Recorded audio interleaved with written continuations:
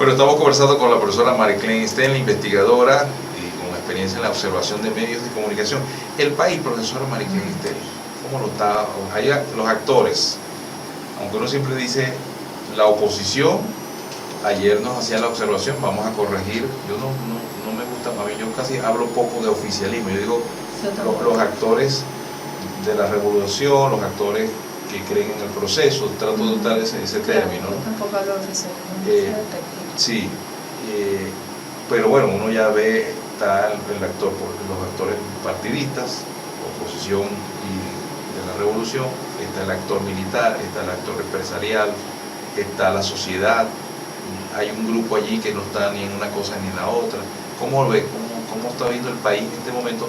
Se sigue hablando de que la crisis económica, la crisis social, la crisis política, la crisis ética, la crisis multidimensional no cede, sigue incrementándose. Bueno, yo no tengo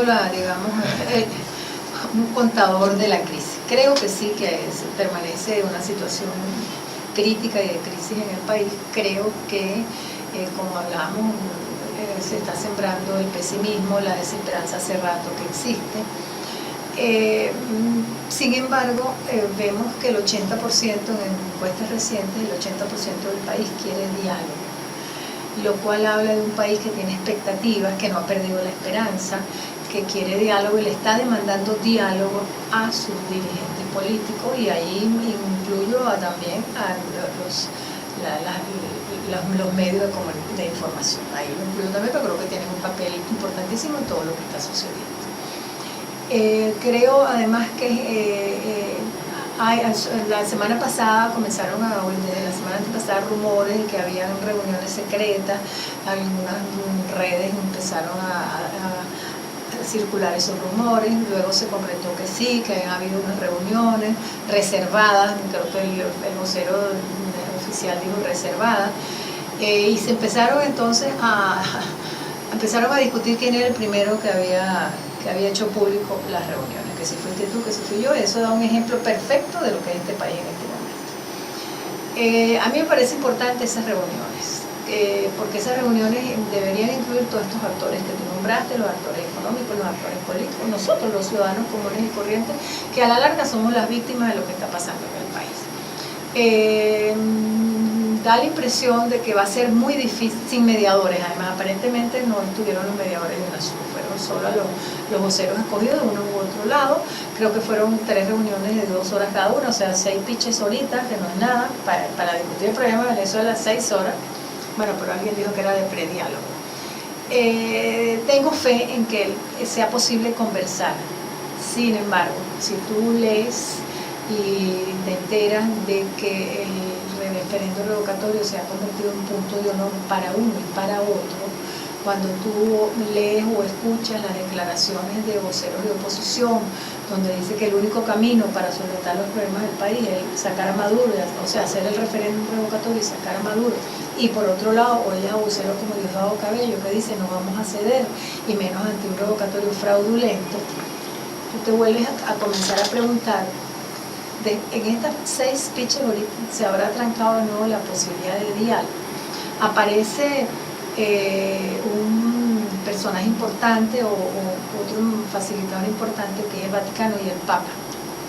Luego tú lees por ahí que alguien lo objetaron al Papa. El Papa yo creo que el Papa y el Vaticano yo creo que es un elemento importante, porque yo creo que sin ser sacrílega es un elemento así como que puede santificar, bendecir el proceso de diálogo, pero en mi impresión la lógica venezolana es la lógica de nuestro país. Esa lógica es difícil de entender. Si nosotros mismos ahorita, en los análisis que yo hago, en lo que tú haces, a veces no es posible descifrar qué pasa aquí. A mí me parece bastante dificultoso que algo así tan lejano como el Vaticano, a menos que sea una figura emblemática nada más, pues pueda incidir en el proceso de diálogo. Ese problema lo tenemos que resolver nosotros. He señalado en otros espacios, y creo que es importante, que aquí en Venezuela hemos encontrado válvulas de escape en la confrontación que nos han permitido alejar las posibilidades de confrontación violenta, física, como Colombia, pues que después de 60, 70 años lograron firmar la paz y todavía hay un plebiscito y no se sabe qué va a resultar de allí. Además la gente ya dijo que no había habido un acuerdo de cómo deponer las armas y incorporarse a la vida ciudadana. Están surgiendo como unos escollos allí. Si un país vecino nuestro tenía tantos años en una violencia espantosa y le costó tanto, será posible para nosotros con las heridas tan recientes, pero con tantas válvulas de escape. Las válvulas de escape de alguna manera bajan la energía para adversar al otro, porque tú eliminas al otro a través de un medio de información, tú lo eliminas en una marcha, tú lo eliminas por los medios de comunicación. Simbólicamente, los medios de comunicación son válvulas de escape. Entonces, todas esas válvulas, el humor, las machetas, las caricaturas, los memes, las redes sociales están jugando ahorita un papel muy importante, tanto en impulsar la confrontación, porque las redes sociales gozan de un cierto anonimato, tanto en impulsar y alimentar la confrontación, como también válvulas de escape, porque entonces tú oyes donde circulan burlas, no sé qué. Entonces hemos encontrado una serie de canales que son propios de nosotros los venezolanos y las venezolanas, que de alguna manera han ido alejando, no sé hasta cuándo, la confrontación violenta. Pero de seguir esto aquí, la confrontación violenta está allí asomadita, agazapadita. Está cerca. Sí, yo creo es decir, podemos pasar de una violencia y una confrontación simbólica a una confrontación física. Yo creo que sí, porque yo creo que esta situación que estamos viviendo no puede alargarse muchísimo más. A lo mejor al que le gusta la pelea, a lo mejor a los políticos, la confrontación, ahí hay un disfrute, a lo mejor estoy calumniando, pero yo siento que hay un disfrute. Pero los ciudadanos y las ciudadanas de a pie, normales, comunes y corrientes, somos los que estamos de alguna manera agobiados y golpeados por esta situación de confrontación. Si el 80% de los venezolanos piden diálogo, y cada día la gente pide diálogo, que se sienten a conversar, y hay actores que están torpedeando, volando, dinamitando los posibles diálogos, porque habrá sectores que ni de un lado ni de otro que no quieren diálogo. ¿Qué podemos hacer los medios? Si los medios de comunicación, ¿cómo podemos contribuir? ¿Cuál debería ser? Porque tenemos por un lado una demanda de nuestras audiencias, nos demandan, aquí está pasando esto, aquí hay hambre, aquí no se consigue esto. Y los medios siempre la atención ética dicen, bueno, eso hay que visibilizarlo de la mejor manera, con buenos tratamientos, pero hay que visibilizarlo. Pero ¿qué más podemos hacer para contribuir?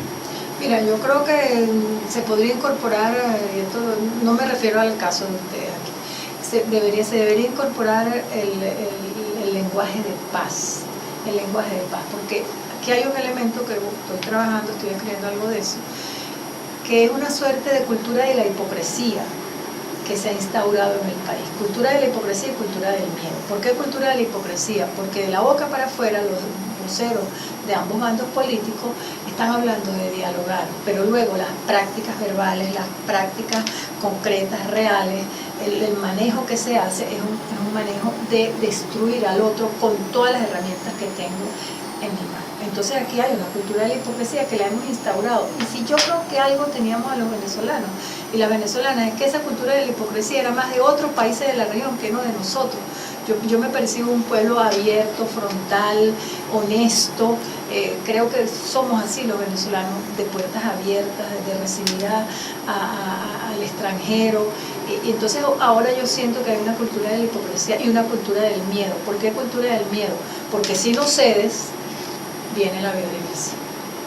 Porque si vamos al revocatorio, te elimino para siempre. Entonces tú sientes dos espacios dialogantes. El de la ciudadanía que quiere diálogo y el de ciertas instancias políticas y comunicacionales que lo que quieren es destruir y eliminar al contrario. Pero ¿cómo hacer? Fíjate, por un lado uno escucha al ciudadano presidente, pelucón, yo no sé qué, capriles y cosas de doble sentido.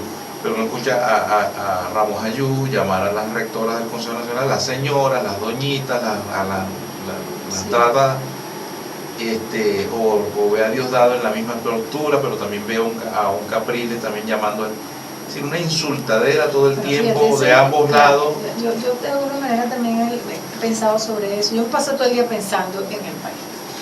Yo he pensado sobre eso. Ese es un lenguaje escatológico que se ha instaurado en nuestros máximos líderes políticos, tanto en un sector como en otro. A mí me parece sobradísimo. lenguaje escatológico que además han asumido para sí las redes sociales.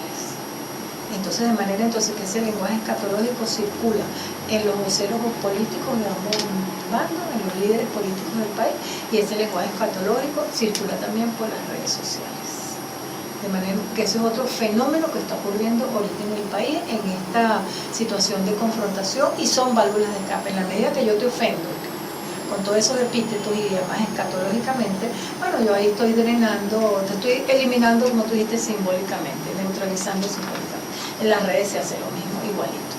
Esos son fenómenos que están ocurriendo en Venezuela y que yo siempre me pregunto, tú hablaste de una crisis moral y ética, ¿cómo se recoge esto? Esa laxitud ética, ¿cómo se la recoge? Esa anomia, ¿cómo se la recoge? Ese lenguaje escatológico, ese ofender al adversario, ese desear eliminar al adversario, descalificarlo por todas las vías. ¿Cómo recogemos todo eso y volvemos a ser el país que éramos antes? Esa es una pregunta que yo me hago.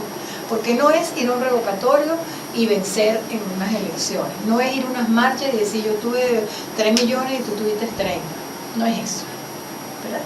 No es llamar a marchar cada cierto tiempo, a pararse en la calle 10 minutos. Yo no creo que por ahí van los tiros, ¿verdad?